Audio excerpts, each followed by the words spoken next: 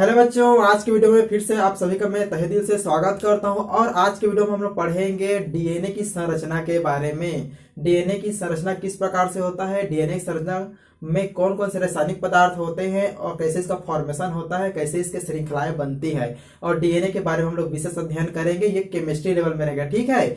Topic bio का है लेकिन केमिस्ट्री लेवल में हम इसको पढ़ेंगे एनसीईआरटी के अंतर्गत, ठीक है। क्योंकि मेरा जो वीडियो है और मेरा जो चैनल के सभी वीडियो सभी एनसीईआरटी पर ही आधारित है, ठीक है। एनसीईआरटी ऑल बोर्ड के लिए, पूरे इंडिया के लिए है, ठीक है। ऐसा नहीं कि कोई स्पेशल बोर्ड है, ठीक है। एनसीईआरटी से ही पढ़ाई किया जाता है और पढ़ाया जाता है, सिखाया जाता है, ठीक है। तो यहाँ पर हम डीएनए की संरचना के बारे में देखेंगे। तो इससे पहले वाले वीडियो आपने सीखा है कि नाभिकीय अम्ल किसे कहते हैं, ठीक है। यदि नाभिकीय अम्ल वाला वीडियो आपने नहीं देखा है तो मेरे डिस्क्रिप्शन बॉक्स में जाओ और नाभिकीय अम्ल वाला लिंक दिया गया है, उस वीडियो को देखो, तभी ये वाला वीडियो समझ में आएगा, ठीक है। तो उसको देख लो, फिर इस वाले वीडियो को वॉच करो, इसको भी पूरा वीडियो तक देखना है तभी समझ में आएगा, ठीक है। तो चलो स्टार्ट करते हैं डीएनए की संरचना, स्ट्रक्चर ऑफ डीएनए। तो यहां पर मैं लिख रहा हूं डीएनए, ठीक है, जिसको हम लोग न्यूक्लिक एसिड के अंतर्गत आपको मैं समझा चुका हूं। DNA, deoxy ribo nucleic acid. तो डीएनए क्या होता है स्पेशल, ये क्या होते हैं, 3 प्रकार के रासायनिक पदार्थों से मिलकर बने के नाभिकीय अम्ल अर्थात रासायनिक पदार्थों से मिलकर बना होता है। कौन कौन से रासायनिक पदार्थ हमको प्राप्त हुआ था नाभिकीय अम्ल के अंतर्गत, तो यहाँ पर आपको समझना है, ठीक है। देखते जाओ फटाफट और समझते जाना है आपको। चलो, तो पहला होता है आपका नाइट्रोजन बेस। क्या होता है आपका नाइट्रोजन बेस, नाइट्रोजन बेस। दूसरा होता है आपका सुगर। क्या होता है आपका सुगर, ठीक है, यहां पर सुगर, ठीक है। और तीसरा होता है आपका, तीसरा क्या होता है याद करो, फास्फोरिक एसिड, फास्फोरिक एसिड, ठीक है। ये तीनों क्या होते हैं पॉलीन्यूक्लियोटाइड का निर्माण करते हैं। पॉलीन्यूक्लियोटाइड से क्या होते हैं डीएनए का निर्माण होता है, ठीक है। अब देखो यहाँ पर नाइट्रोजन बेस, तो नाइट्रोजन बेस 2 प्रकार के होते हैं, आपने पहले ही पढ़ चुका है इसको न्यूक्लिक एसिड में, ठीक है। फिर भी इसको मैं स्ट्रक्चर भी समझाऊंगा। देखो नाइट्रोजन बेस जो होते हैं 2 प्रकार के होते हैं, पहला होता है पेरिमिडीन और दूसरा होता है प्यूरिन, ठीक है। पहला होता है आपका पेरिमिडीन और दूसरा होता है आपका प्यूरिन, ठीक है। अब इसकी स्ट्रक्चर के बारे में हम लोग समझते हैं कि पेरिमिडीन और प्यूरिन। तो पेरिमिडीन के अंतर्गत क्या क्या आते हैं जानते हो, एडिनिन, थायमिन, साइटोसिन, गुआनिन, 4 प्रकार के नाइट्रोजन बेस होते हैं। तो पेरिमिडीन के अंदर क्या आते हैं और प्यूरिन के अंदर क्या आते हैं, आप कमेंट में बताओ मेरे को, फटाफट कमेंट करो, ठीक है, ठीक है। चलो फटाफट कमेंट कर दो, पेरिमिडीन के अंतर्गत क्या क्या आते हैं और आपको प्यूरिन के अंतर्गत क्या आते हैं, ठीक है। तो पेरिमिडीन के अंतर्गत हमारे पास साइटोसिन और थायमिन है। क्या है हमारे पास, साइटोसिन और थायमिन। यहां पर मैं लिख देता हूं साइटोसिन और आपका थायमिन, ठीक है। और प्यूरिन के क्या आते हैं आपका एडिनिन और आपका ग्वानिन। ये 4 नाइट्रोजन बेस होते हैं किसके, डीएनए के निर्माण में, ठीक है। हम लोग डीएनए के पूरा फॉर्मेशन यहाँ पर समझ रहे हैं, आपको ध्यानपूर्वक समझना है, भूलना बिल्कुल भी नहीं है और ध्यानपूर्वक देखना है। अब देखो यहाँ पर जो पिरिमिडिन की स्ट्रक्चर समझाऊंगा और प्यूरिन की स्ट्रक्चर, शुगर की स्ट्रक्चर और फास्फोरिक एसिड की स्ट्रक्चर, क्लियर है। चारों का स्ट्रक्चर आपको आना चाहिए क्योंकि हम लोग केमिकल बेस में पढ़ रहे हैं, केमिस्ट्री में पढ़ रहे हैं, तो संरचना जानना आपके लिए बहुत जरूरी है, ठीक है। तो देखो पिरिमिडिन, पिरिमिडिन क्या होता है, ये सिंगल रिंग स्ट्रेंथ होते हैं। क्या होते हैं, सिंगल रिंग स्ट्रेंथ। देखो यहां पर सिंगल रिंग स्ट्रेंथ इस प्रकार से,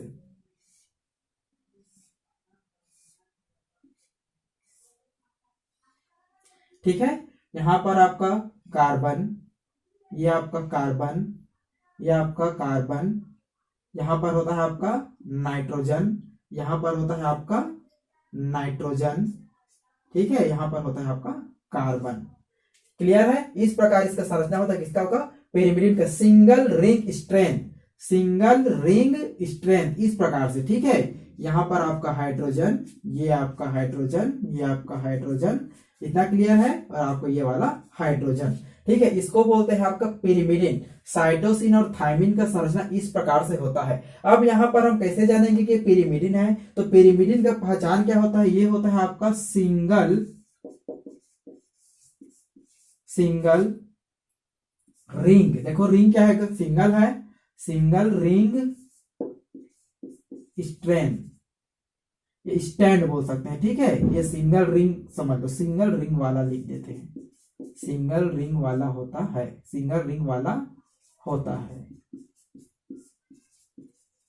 ठीक है, सिंगल रिंग वाला होता है। और यहाँ पर क्या करते हैं, इसका नंबरिंग करते हैं। तो यहाँ पर देखो ये वाला कार्बन, ये सब कोने में क्या होता है, कार्बन होता है, सब जानते हो। तो यहाँ पर आपका ये नंबर 1 है, ये देखो यहाँ पर 1 है, ये आपका 2 है, ये आपका 3 है, ये आपका 4 है, ये आपका 5 है, आपका ये 6 है। तो यहाँ पर पिरिमिडिन के नंबर 1 और नंबर 3 देखो, यहाँ पर नंबर 1 और नंबर 3 दोनों में क्या होते हैं, आपका नाइट्रोजन होते हैं। क्या होते हैं, नाइट्रोजन। तो यहाँ पर लिख लो, दूसरा पहचान इसका क्या है आपका, कि नंबर 1 है ना, और नंबर 3 में क्या होते हैं, नाइट्रोजन होता है। क्या होता है आपका, नाइट्रोजन होता है। इतना क्लियर है। तो यहाँ पर पिरिमिडिन की संरचना को समझ में आ चुका है, जिसके अंदर साइटोसिन और थायमिन आते हैं, ठीक है। साइटोसिन थायमिन इसी प्रकार का, स्क्रीन में आप देख रहे हो संरचना, साइटोसिन और थायमिन का संरचना को दिखाई दे रहा होगा, सेम यही है। कंफ्यूजन बिल्कुल नहीं होना है, बनाना आ जाएगा आपको। गुड। सिंगल रिंग वाला होता है, और आपका पहले और तीसरे स्थान में क्या होते हैं, नाइट्रोजन समूह जुड़े रहते हैं। तो यहाँ पर आपको समझ में आ चुका है कि पिरिमिडिन की संरचना, ठीक है। आप देखते हैं प्यूरिन। तो प्यूरिन के अंतर्गत क्या क्या आते हैं, एडेनिन और आपको ग्वानिन। इसकी ये क्या होते हैं, ये डबल रिंग स्ट्रेंथ वाले होते हैं, डबल रिंग स्ट्रेंथ वाले होते हैं, ठीक है। तो चलो इसको बनाते हैं डबल रिंग स्ट्रेंथ। आपको ध्यानपूर्वक देखना है, समझना है। वीडियो को बार बार रिवाइंड करके भी देख सकते हो यदि समझना है तो। संरचना जानना आपके लिए बहुत ही जरूरी है, ठीक है। यहां पर आपका नाइट्रोजन, यहां पर आपका carbon, carbon, carbon, nitrogen, carbon, यहां पर आपका हाइड्रोजन, यहाँ आपका हाइड्रोजन, यहाँ आपका हाइड्रोजन, यहाँ आपका हाइड्रोजन। इस प्रकार से आपको यहाँ पर दिखाई दे रहा है, ठीक है। देखो यहाँ पर अब तो बन गया हमारे पास कितना, सिंगल रिंग बना हुआ है, ठीक है, सिंगल रिंग बना हुआ है। अब क्या बोला गया यहाँ पर कि जो प्यूरिन होता है डबल रिंग स्ट्रेंथ वाले होते हैं। क्या होते हैं, डबल रिंग। जैसे पिरिमिडिन सिंगल रिंग है, तो यहाँ पर प्यूरिन क्या होते हैं, डबल रिंग वाले होते हैं। तो यहाँ पर डबल रिंग कैसे बनेगा, इसको हम यहाँ पर समझते हैं। तो यहाँ पर क्या करेंगे, हम इसको डबल रिंग में कन्वर्ट करेंगे, डबल रिंग बनाएंगे, डबल रिंग बनाएंगे, ठीक है। डबल रिंग यहाँ पर हमको क्या करना है, बनाना है, ठीक है। तो इसको बनाने के लिए क्या करेंगे, यहाँ पर ये, यहां पर आ जाएगा नाइट्रोजन, यहां पर कार्बन, यहां पर हाइड्रोजन, यहां पर नाइट्रोजन, ठीक है। देखो यहाँ पर डबल रिंग हमारे पास बन चुका है, इतना क्लियर है। यहाँ पर रहेगा आपका डबल बॉन्ड, यहाँ पर क्या होते हैं, आपका डबल बॉन्ड होते हैं, ठीक है। अब देखो इसकी नंबरिंग हम लोग करेंगे, इसकी नंबरिंग करेंगे। आपको समझ में आ चुका है ये जो डबल रिंग स्ट्रेंथ है, यहाँ पर मैं लिख देता हूं, देखो इसके लिए पहचान के लिए, और आप लिख सकते हो ये क्या होते हैं आपका, डबल रिंग वाला होता है। इतना क्लियर है। और देखो यहाँ पर इसका नंबरिंग करते हैं। तो आपका देखो ये पहला हो गया, ये दूसरा हो गया, ये तीसरा हो गया, ये चौथा हो गया, ये पांचवा हो गया, ये छठवां हो गया, ये सातवां हो गया, ये आठवां हो गया, ये आपका 9वां हो गया, ठीक है। तो इसका हम लोग नंबरिंग यहाँ पर कर चुके हैं। तो आपको देखना है कि कौन कौन से नंबर पे आपका नाइट्रोजन जुड़ा हुआ है। तो देखो यहाँ पर पहले नंबर पर नाइट्रोजन है, तो यहाँ पर दूसरा हम लिख रहा हूँ, पहले नंबर पर नाइट्रोजन है, पहला नंबर क्लियर हुआ। उसके बाद तीसरा नंबर में नाइट्रोजन है, तो यहाँ पर तीसरा नंबर में करेंगे। उसके बाद देखो कौन सा नंबर में नाइट्रोजन है, और 7वां नंबर में नाइट्रोजन है, तो यहाँ पर 7 लिखेंगे। 9वां नंबर में नाइट्रोजन, यहाँ पर 9 लिखेंगे। इन स्थानों में नाइट्रोजन उपस्थित होता है। क्या होता है, उपस्थित होता है। तो मेरे ख्याल से आपको पिरिमिडिन और प्यूरिन की संरचना समझ में आ चुका है। पिरिमिडिन सिंगल स्ट्रेंथ वाले होते हैं, जबकि प्यूरिन डबल स्ट्रेंथ वाले होते हैं, अर्थात सिंगल रिंग और आपका डबल रिंग। आप स्क्रीन में देख सकते हैं ग्राफिक्स इसका, ठीक है। Single ring pyrimidine single ring वाला, और प्यूरिन आपका डबल रिंग वाला, ठीक है। तो स्ट्रक्चर आपको क्लियर हो चुका है, कैसे बनाना है आपको समझ में आ चुका है। अब देखो यहाँ पर शुगर की बात करेंगे। तो शुगर क्या होते हैं, पेंटोज होते हैं। क्या होते हैं, पेंटोज शुगर होते हैं। पेंटोज शुगर अर्थात 5 कार्बन वाला, 5 कार्बन वाला 5 कार्बन वाला क्या होते हैं, पेंटोज शुगर होते हैं, जिसमें एक ऑक्सीजन की कमी होती है। ठीक है, तो इसकी स्ट्रक्चर हम यहाँ पर बना लेते हैं, फिर उसके बाद हम लोग फास्फोरिक एसिड स्ट्रक्चर के बारे में बात करेंगे। और स्ट्रक्चर बताने का मतलब यही है कि यही क्या करते हैं, ये जो आपको जो न्यूक्लियोटाइड की जो श्रृंखलाएं आपको दिख रही है, ये जो स्ट्रेंथ आपको दिख रही है, ये जो श्रृंखला जो रज्जु आपको दिख रही है, यही रज्जु होते हैं, इन सब से मिलकर वही रज्जु बनता है। समझो उस रज्जु के अंतर्गत कौन कौन से केमिकल मैं आपको डिफाइन करते जा रहा हूं। तो देखो यहाँ पर पेरिमीडिन और प्यूरिन आपको समझ में आ चुका है। देखो यहाँ पर मैंने ये बता दिया, ये वाला बॉन्ड, ठीक है, ये वाला बॉन्ड बता चुका हूं अभी, इतना क्लियर है। चलो अब हमको समझना है शुगर और फास्फेट, शुगर और फास्फेट, क्योंकि तीनों से मिलकर क्या बनते हैं, डीएनए के पूरे अणु बनते हैं। तो देखो शुगर, शुगर क्या होते हैं, पेंटोज शुगर होते हैं, 5 कार्बन वाले होते हैं, जिसका स्ट्रक्चर हम लोग देख लेते हैं एक बार। चलो स्क्रीनशॉट ले लो, वेरी गुड। चलो स्क्रीनशॉट आपने ले लिया है। तो यहाँ पर देखो पेंटोज शुगर की संरचना किस प्रकार से बनेगी, जिसको यहाँ पे मैं थोड़ा मिटा रहा हूं, यहां देखो, ठीक है, पेंटोज शुगर की संरचना को बता रहा हूं। ठीक है, पेंटोज शुगर कैसे बनता है, इसकी स्ट्रक्चर आपने शुगर ग्लूकोज अर्थात ग्लूकोज की संरचना में पढ़ा हुआ है, नहीं पढ़े हैं तो आप मेरे डिस्क्रिप्शन में जाओ और ग्लूकोज की संरचना वाले वीडियो को भी देख सकते हो।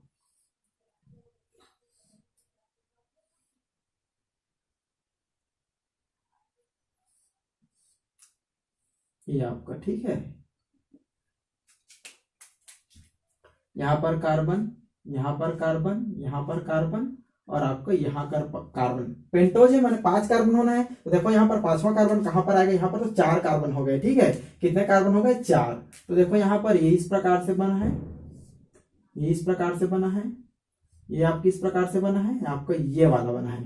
ठीक है, अब देखो यहाँ पर क्या करना है हमको, यहाँ रहेगा OH, यहाँ आपका H, यहाँ आपका H और यहाँ आपका H। अब देखो यहाँ पर OH होना चाहिए था, पर यहाँ पर OH नहीं होता है। O जो होते हैं विलुप्त रहते हैं, बॉन्ड बनाने में भाग ले लेते हैं। ठीक है, ग्लूकोसाइड एक बॉन्ड, फास्फोडाइएस्टर बहुत सारे बनते हैं, तो यहाँ पर एक ऑक्सीजन की कमी होती है, इसीलिए एक ऑक्सीजन की कमी होने के कारण इसको डीऑक्सी बोला गया। ठीक है, डाइऑक्सी कभी मत पढ़ना, डीऑक्सी राइबोन्यूक्लिक एसिड नामकरण बनने का कारण यही है कि इसमें एक ऑक्सीजन की कमी होती है। इतना क्लियर है। अब देखो यहाँ पर हो जाएगा आपका OH, यहाँ पर आपका H, यहाँ पर H, यहाँ पर रहेगा आपका CH2OH। अब देखो यहाँ पर इसका नंबरिंग कर सकते हैं। तो यहाँ पर आपका ये हो गया पहला कार्बन, ये हो गया दूसरा कार्बन, ये हो गया तीसरा कार्बन, ये हो गया चौथा और ये वाला कार्बन हो गया 5वां। तो 5 कार्बन वाले संरचना होते हैं पेंटोज शुगर। तो अभी तक आपने क्या सीखा, आपने पिरिमिडिन की संरचना सीख लिया, प्यूरिन की संरचना सीख लिया, अब पेंटोज शुगर की संरचना भी सीख लिए। अब यहाँ पर हम लोग फास्फोरिक एसिड की स्ट्रक्चर के बारे में बात करेंगे।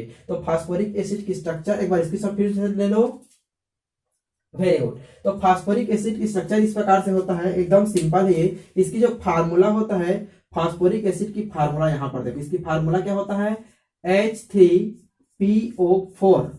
ठीक है, H3PO4 अम्लीय प्रकृति के होते हैं फास्फोरिक एसिड। तो यहां पर क्या होगा, P इसका केंद्रीय परमाणु यहां पर बनाता हूं, समझो, ये हो गया P,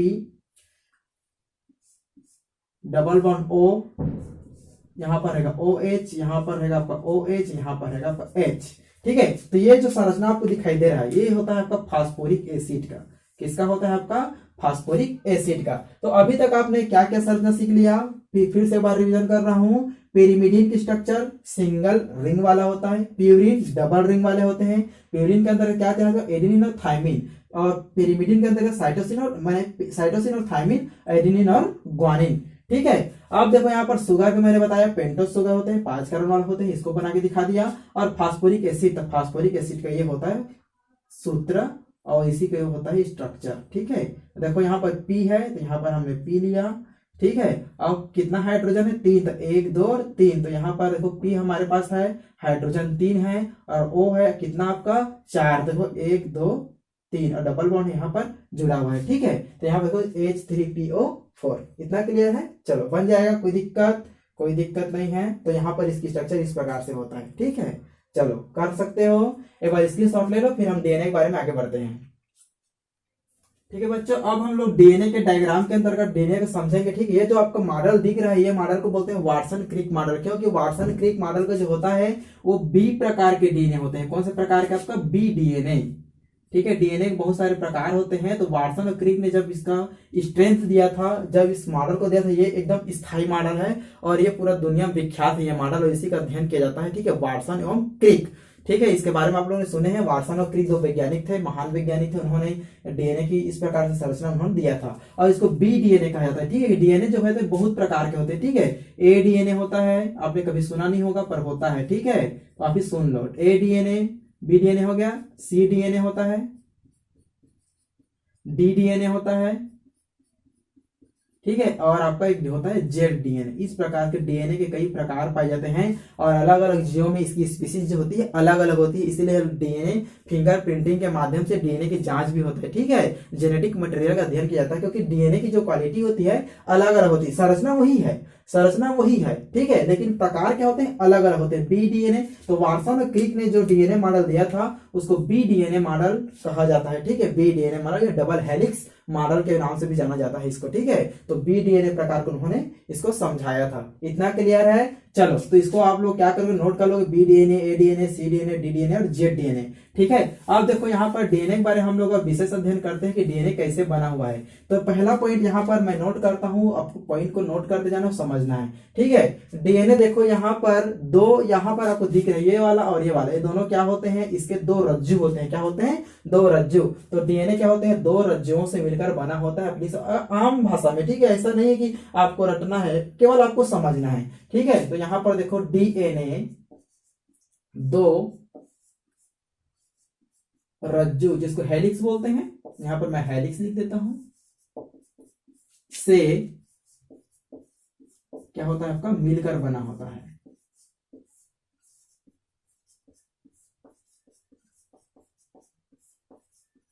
ठीक है, तो यहां पर देखो ये जो आपको दिख रहा है ना, ये आपका हेलिक्स है। ठीक है, तो दो हेलिक्स हमारे पास, ये वाला और ये वाला। ठीक है, इतना क्लियर हो, इसलिए यहाँ पर दो रज्जु दो हेलिक्स से मिलकर बने होते हैं और यही हेलिक्स क्या होते हैं, पॉलीपेप्टाइड होते हैं। अभी तक आपने डीएनए को जब हमने अपघटन कराया तो क्या बना था, पेप्टाइड बनता है। तो पेप्टाइड के बहुत सारे अणु मिलकर क्या बनाते हैं, पॉलीपेप्टाइड श्रृंखला का निर्माण करते हैं। तो उसी रज्जु को हम लोग क्या बोलते हैं, पॉलीपेप्टाइड श्रृंखला कहते हैं या पॉलीपेप्टाइड बोलते हैं। पॉलीपेप्टाइड किसको बोलते हैं, जिसमें शुगर होता है, ठीक है, नाइट्रोजन बेस होता है, फास्फेट होते हैं, ये सब एडेनिन, थाइमिन, साइटोसिन, ग्वानिन ऐसे प्रोटीन्स होते हैं। इन सब से मिलकर जो अभी स्ट्रक्चर बताया ना, उन सब जो होते हैं वही सब मिलकर डीएनए का निर्माण करते हैं, पॉलीपेप्टाइड श्रृंखला का निर्माण करते हैं। और पॉलीपेप्टाइड श्रृंखला जो होते हैं प्रोटीन अणु के द्वारा क्या होते हैं, जुड़े रहते हैं, नाइट्रोजन बेस के द्वारा क्या होते हैं, जुड़े रहते हैं। ठीक है, चलो अब देखो यहाँ पर दूसरा पॉइंट आपको इतना समझ में आ चुका है। तो दोनों जो रज्जु होते हैं, अर्थात दो रज्जु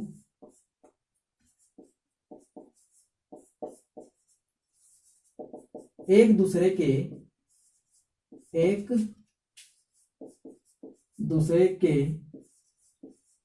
प्रति समानांतर होते हैं, समानांतर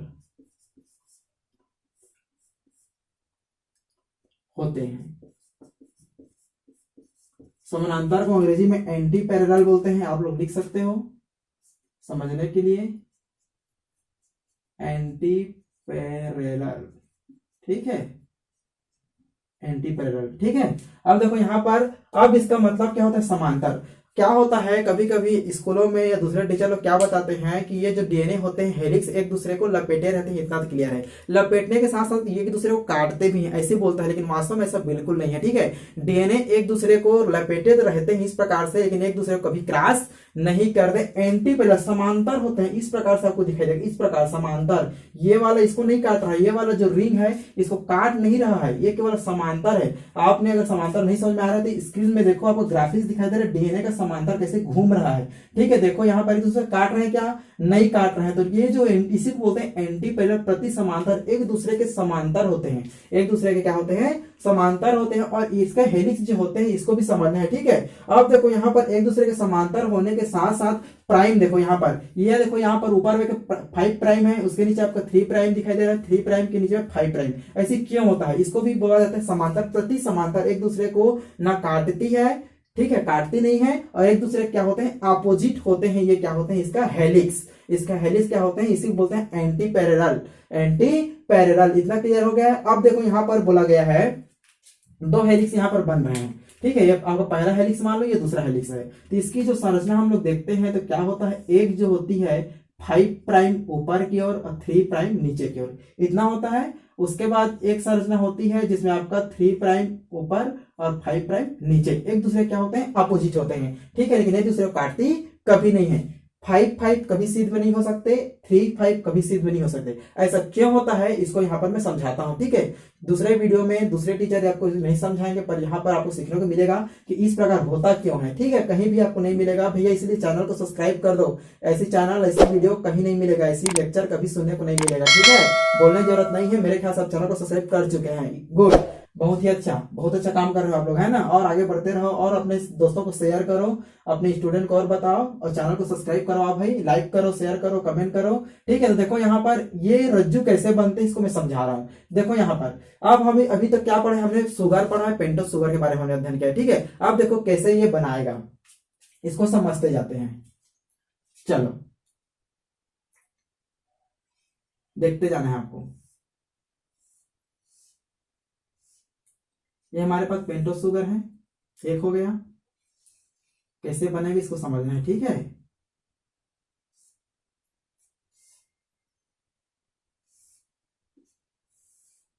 आपको याद रखना है डीएनए नाइट्रोजन बेस, सुगर और किसका, फास्फोरिक एसिड का मिश्रण होता है, इसको भूलना नहीं है, इतना क्लियर है। चलो भूलना बिल्कुल नहीं है, भूल गए तो समझो भूल गए, भूल गए फिर उसके बाद क्या करोगे, भूल जाओगे एग्जाम में, फिर 0 नंबर आएगा, ठीक है। तो 0 नंबर नहीं लाना है, 0 से बनना है आपको हीरो, क्या बनना है, हीरो, ठीक है। यहां पर एक कार्बन है, फास्फोरस है, ठीक है। यहाँ पर है आपका H है, यहाँ पर आपका OH है, अच्छा से मैं लिख दे रहा हूँ, समझने में आसानी होगा। दूसरे कलर में लिखता हूँ ताकि पहचान पाओगे आप।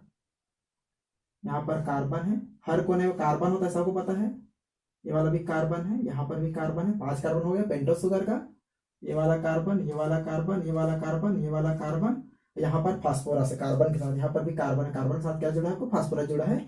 और यहाँ पर है आपका, यहाँ H है, यहाँ आपका OH है, इसको समझना है, ठीक है। इतना क्लियर हो गया, वेरी गुड, बन जाएगी इतना, भूलोगे तो नहीं, गुड। अब देखो यहाँ पर इसका नंबरिंग भी हम लोग कर सकते हैं, नंबरिंग कर सकते हैं। ये आपका जो ये OH और H ये तीसरा नंबर का है, ठीक है। कौन सा नंबर का है आपका, तीसरा। तो यहाँ पर हम गिनेंगे, ये आपका पहला हो गया, पहला, ठीक है। अब पहला में क्या जुड़ा रहता है, हमेशा याद रखो, पहले में क्या जुड़ा रहता है, बताया हूं, पहले में जुड़ा रहता है नाइट्रोजन, और तीसरे में जुड़ा रहता है नाइट्रोजन, ठीक है। पहले और तीसरे में क्या होते हैं, नाइट्रोजन होते हैं, इतना क्लियर है, बन जाएगा, भूलोगे तो नहीं। चलो देखो पेंटोस शुगर, पेंटोस शुगर के पहले में देखो, यहाँ पर पेंटोस शुगर पहले में क्या होते हैं, नाइट्रोजन होते हैं। तो यहाँ पर नाइट्रोजन कहाँ से है मैं समझाऊंगा, ठीक है। अभी तक मैं प्यूरिन और पिरिमिडिन की बात नहीं कर रहा हूँ, ये नाइट्रोजन कहाँ है इसको मैं अभी समझाऊंगा, ठीक है। पेंटोस शुगर के अंतर्गत आपको तो 5 कार्बन मिलेगा और ऑक्सीजन मिलेंगे, ठीक है, और हाइड्रोजन मिलेंगे, इतना क्लियर हो गया। चलो और इधर में बना नहीं रहा, इसको आपको समझना है, इतना क्लियर है। चलो उसके बाद देखो यहाँ पर भी बनेगा वैसी, तीसरा में आपका रहेगा H और यहाँ पर रहेगा आपका OH, ठीक है। और यहाँ पर इसका भी ये पहला है, यहाँ पर मैं नंबरिंग कर देता हूँ एक बार, ये आपका पहला हो गया, ये आपका दूसरा हो गया, ये आपका तीसरा हो गया, ये आपका चौथा हो गया, आपका ये 5वां। इसी प्रकार से आपका ये पहला हो गया, ये आपका दूसरा हो गया, ये आपका तीसरा हो गया, ये आपका चौथा हो गया, आपका ये 5वां हो गया, इतना क्लियर है। चलो अब देखो यहाँ पर पहला है, पहले में क्या होता है आपका, नाइट्रोजन होते हैं, क्या होते हैं आपका, नाइट्रोजन। चलो पेंटोस शुगर इतना क्लियर है। अब देखो यहाँ पर क्या होता है, ये जो P है, P मतलब आपका फास्फोरिक एसिड, क्या है वो, फास्फेट, क्या है यहाँ पर आपका, फास्फेट, इतना क्लियर है। तो फास्फेट समझ में आ चुका है, फास्फेट है, ठीक है। तो फास्फेट और OH आपस में जब मिलते हैं, देखो फास्फेट OH किस में, फास्फोरिक एसिड में आ रहे हैं, तो ये दोनों क्या होते हैं, बंध का निर्माण करते हैं। यहाँ पर एक बंध का निर्माण होता है और इस बंध को बोलते हैं आपका फास्फेट, फास्फोडाइएस्टर बंध, क्या बोलते हैं आपका, फास्फोडाइएस्टर बंध। तो यहां पर इसको लिख लेंगे, यहां पर मैं लिख देता हूं फास्फोडाइएस्टर बंध, फास्फोडाइएस्टर बॉन्ड, फास्फोडाइएस्टर बॉन्ड के द्वारा। देखो यहाँ पर OH, ये आपको पेंटोस शुगर था, ये आपको पेंटोस शुगर था, दो है ना। अब देखो यहाँ पर फास्फेट है, फास्फेट के साथ जुड़कर क्या बना लिया, यहाँ पर बंध बना लिया, और बंध बना तो क्या बना, फास्फोरिक एसिड बन गया, समझो यहाँ पर, ठीक है, फास्फोरिक एसिड बन गया, समझ में आ रहा है ना, गुड, फास्फोरिक एसिड बन गया है। अब फास्फेट, ये फास्फेट है, फास्फेट देखो OH है, यहाँ पर भी H है, इतना क्लियर है। तो क्या सूत्र था फास्फोरिक एसिड का, सूत्र क्या था हमारे पास, H3PO4, H3PO4। तो यहाँ पर देखो पेंटो शुगर में ऑक्सीजन भी हमको हमारा मिल चुका है, फास्फेट भी यहाँ पर मिल चुका है, हाइड्रोजन भी देखो यहाँ पर हाइड्रोजन, यहाँ पर हाइड्रोजन, यहाँ पर हाइड्रोजन, सब जगह हाइड्रोजन जुड़े हुए हैं इस प्रकार से, ठीक है। तो यहाँ पर ये हो गया, इस प्रकार से बन चुका है। तो एक सिंगल देखो, आपको इसको आप समझना है, ये वाला सीधा लाइन को आपको देखना है, ये वाला सीधा लाइन देखो, ऊपर में क्या है आपका C5, क्या है आपका C5, नीचे में देखो C3, नीचे में देखो C3, इसीलिए यहाँ पर ये बन चुका है पहला आपका हेलिक्स, पहला स्ट्रेंथ बन चुका है। तो यहाँ पर देखो C5 है, तो यहाँ पर ये 5 प्राइम, यहाँ पर देखो C3 है, मतलब तीसरा है, तो यहाँ पर आपका 3 प्राइम। तो आपको क्लियर हुआ, एक स्ट्रेंथ समझ में आ चुका है। चलो अब दूसरा स्ट्रेंथ को समझते हैं। तो दूसरा स्ट्रेंथ को समझने पर पहला हेलिक्स समझ में आ चुका है, 5 प्राइम 3 प्राइम कैसे बना, ठीक है। अब देखो यहाँ पर हम दूसरा हेलिक्स बनाएंगे 3 प्राइम टू 5 प्राइम, ये कैसे बनता है, ठीक है, तो इसको आपको समझना है।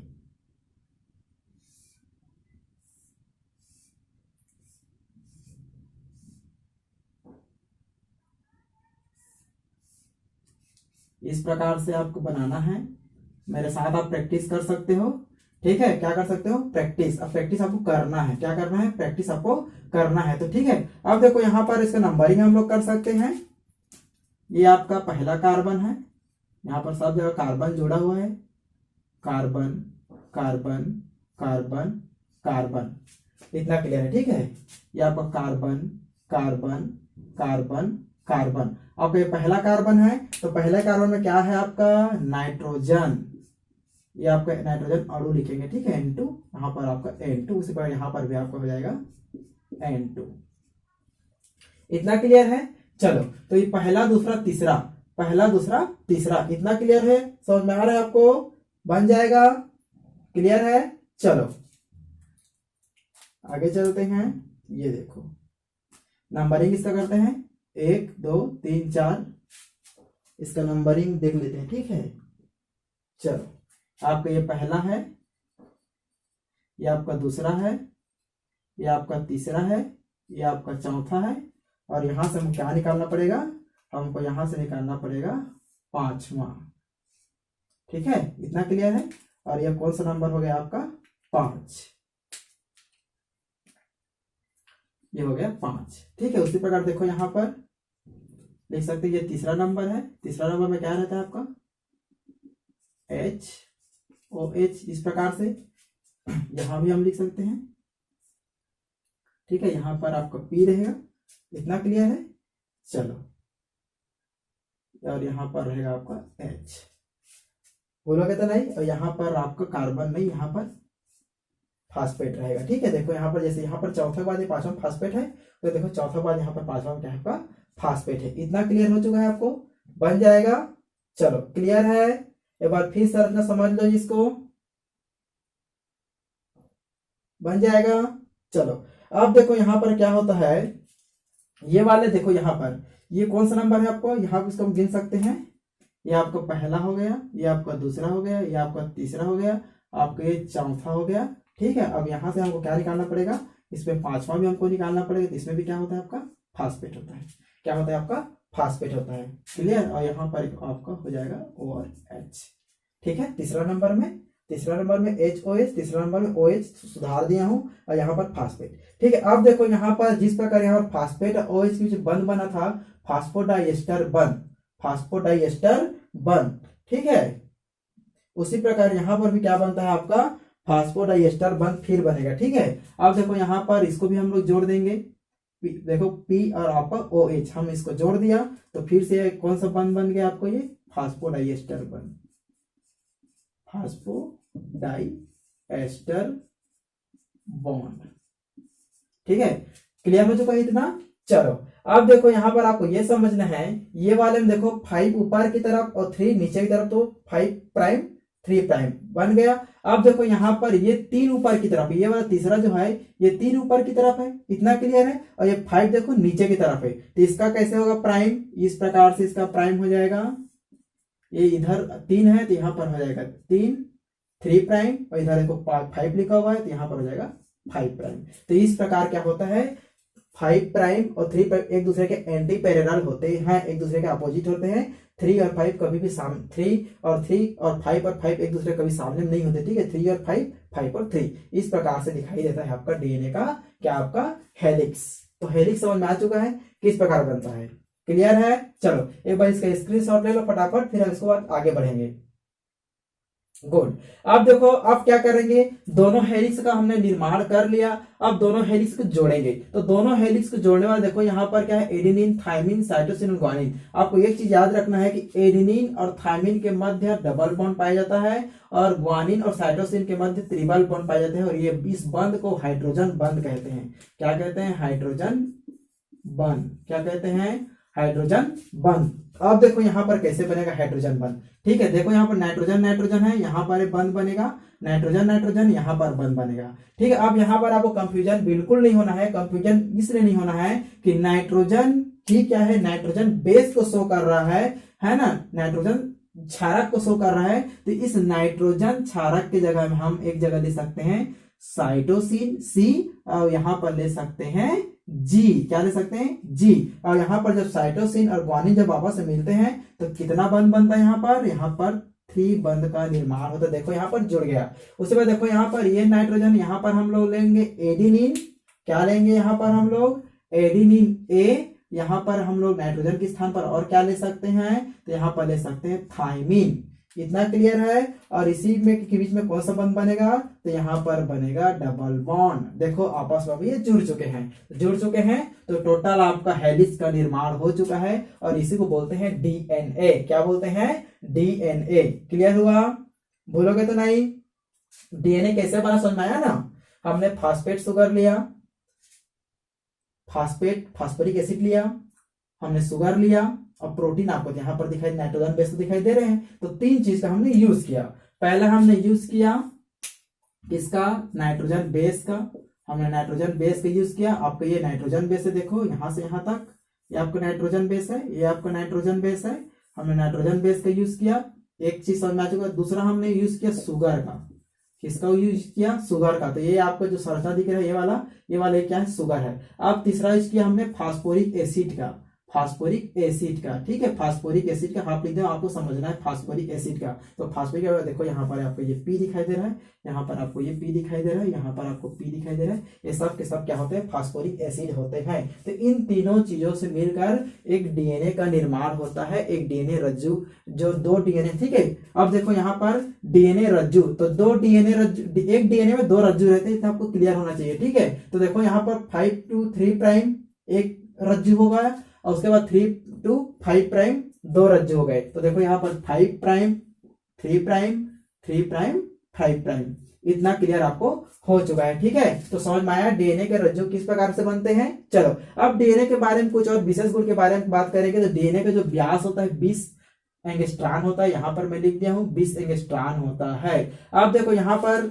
समझ में आ चुका है 20 एंगस्ट्रॉन होता है, गुड। अब देखो यहाँ पर ये जो बिंदी है, यहाँ पर देखो यहाँ पर ये मुड़ रहे हैं एक दूसरे के, ये काट नहीं रहे, मुड़ रहे हैं। तो यहाँ पर देखो एक कुंडलन बन रहा है, यहाँ पर देखो एक पूरा कुंडलन बन रहा है। तो एक कुंडलन में क्या होते हैं, 10 नाइट्रोजन बेस होते हैं। एक कुंडल में कितने रन बन रहे हैं, यहाँ से है ना। इसका एंगस्ट्रॉन होती है 34 एंगस्ट्रॉन, इसकी लंबाई समझ लो, इतना आपको याद रखना है। और एडेनिन और थाइमिन के बीच में डबल बॉन्ड, और ग्वानिन और साइटोसिन के बीच में ट्रिपल बॉन्ड, और हेलिक्स इस प्रकार से होता है। बाकी डीएनए के बारे में और केमिस्ट्री के बेस में ज्यादा समझाया नहीं जा सकता, ठीक है। मैं स्ट्रक्चर बता दिया हूँ कि किस प्रकार से बनता है। अब देखो यहाँ पर नाइट्रोजन बेस आपको दिखाई दे रहे हैं, एडेनिन, थाइमिन, साइटोसिन, ग्वानिन। इन दोनों के बीच की दूरी, इन दोनों के बीच की जो गैप की दूरी होता है, ये होता है आपका 3.4 एंगस्ट्रॉन। कितना होता है, 3.4 एंगस्ट्रॉन।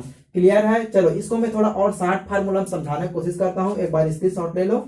छोटा सा स्ट्रक्चर में बता रहा हूँ, तो इस स्ट्रक्चर के माध्यम से मैं आपके डीएनए के जितने व्यास है, दूरियां, इन सबको समझाता हूँ, ठीक है। तो देखो हमारे पास क्या था, adenine double bond thymine, cytosine double bond triple bond guanine. ये हमने अभी समझा है और जाना है किस प्रकार होते हैं। अब इसके साथ क्या जुड़ा था, इसके साथ आपका शुगर जुड़ा था, इसके साथ आपका शुगर जुड़ा था, इसके साथ आपका क्या था, शुगर था, पेंटोस शुगर, इसके साथ शुगर जुड़ा था। अब इन दोनों साथ क्या जुड़ा था आपका, तो यहाँ पर आपका फास्फेट जुड़ा था, यहाँ पर भी आपका क्या जुड़ा था, फास्फेट जुड़ा था जिसको फास्फोरिक एसिड भी बोलते हैं। इतना क्लियर था, ठीक है। तो यहाँ पर देखो, यहाँ पर क्या होता है, ब्यास। ब्यास किससे लेते हैं, यहाँ पर एक प्राइम है, ठीक है, यही phosphate group sugar phosphate adenine, यहाँ से यहाँ, यहाँ से यहाँ देखो एक प्राइम है, यहाँ से यहाँ क्या है आपका एक प्राइम है, माने एक हेलिक्स है, यहाँ से यहाँ आपका दूसरा हेलिक्स आपको दिखाई दे रहा है, ठीक है। अब देखो यहाँ पर क्या करेंगे, हमको समझना है। अब देखो यहाँ पर जो ये जो हेलिक्स है, अब ये देखो यहाँ पर कितना है आपका 5 प्राइम, ये आपका 3 प्राइम,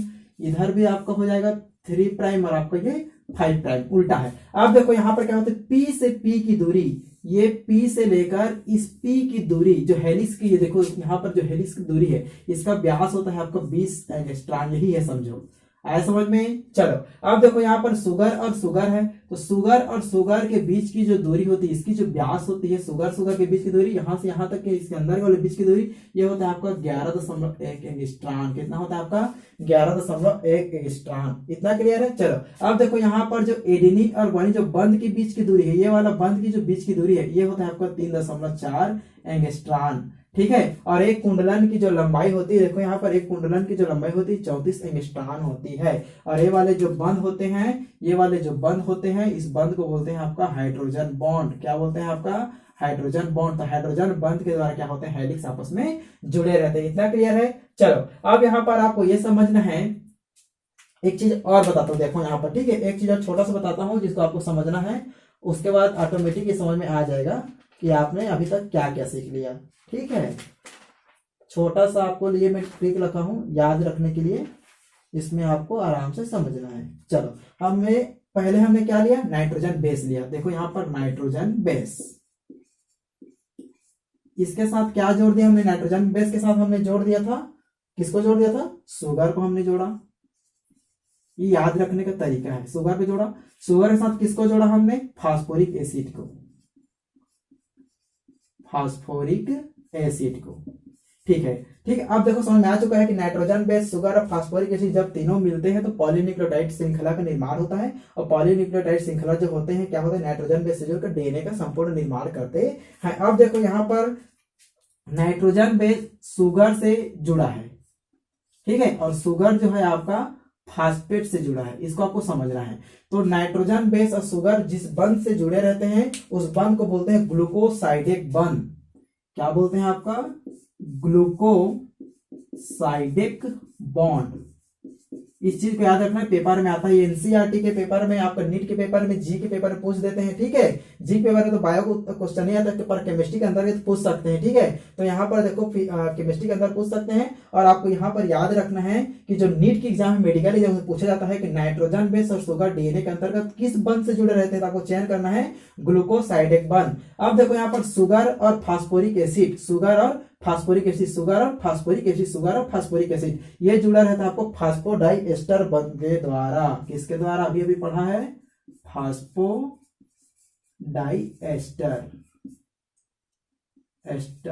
बॉन्ड।